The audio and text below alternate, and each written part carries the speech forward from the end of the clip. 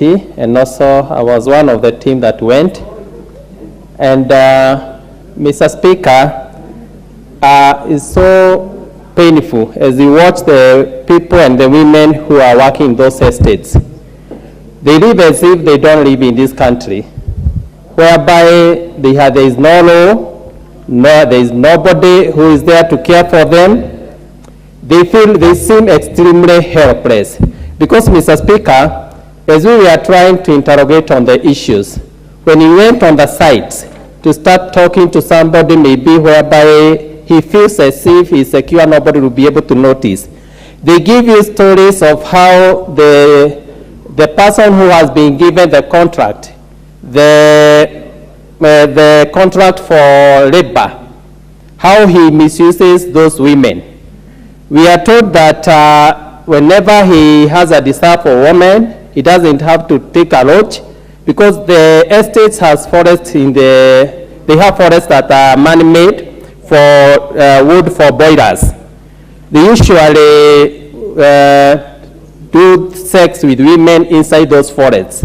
Therefore, the thing is so abhorrent, and I think as we are putting it, it's not as easy as we can see. I wish those estates as they are, we were told it's only maybe that the new government has come.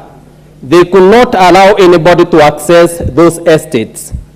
We got a letter, the BBC wrote, the BBC before it aired the exposure, they wrote to the companies and gave them the evidence and the issues that has been raised by the person who was about to do the story.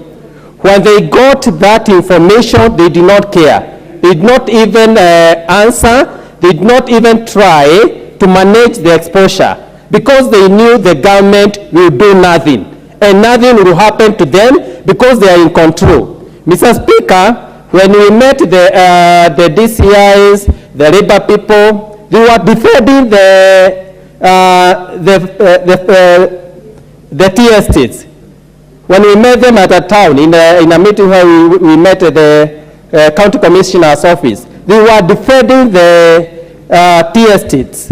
Therefore, I wonder where these people can report their cases, because the administrations, the people who are supposed to represent them, they are the people who we are defending, saying that these are things which are there to fight the tea estates.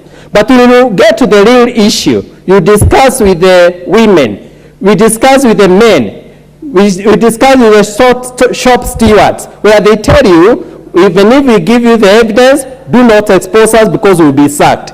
Therefore, what I wish to say is that as the reporters come, whatever was aired, that's the truth. That guy called Botchek, whatever, is a guy who was an employee. He used to practice sexual harassment to women. He was later given the contract now to be the person who was outsourcing the labor for those companies. Therefore, he continued. And I want to prove that guy is still working there. Therefore, what I want to say is that those people are helpless. The government is doing nothing. The administration allowed KERICHO. We can't say they will help those people. The DCI, the labor, they were defending them. They were saying that those are people who want to fight the companies. Those are wars between the companies. Therefore, what I want to say is that let's trust the government that it will act on this issue. But I want to say that those people who are working in tea estates, they are extremely helpless. Furthermore, they don't feel the presence of government. They just feel in another country, which is Kenya, where there is no law. There are people who are governed by the estate and the managers who do whatever they want because they control the government. Therefore, Mr. Speaker, I wish the government should take up this issue. Should take up this issue seriously and help our people in those tea estates. Thank you, Mr. Speaker.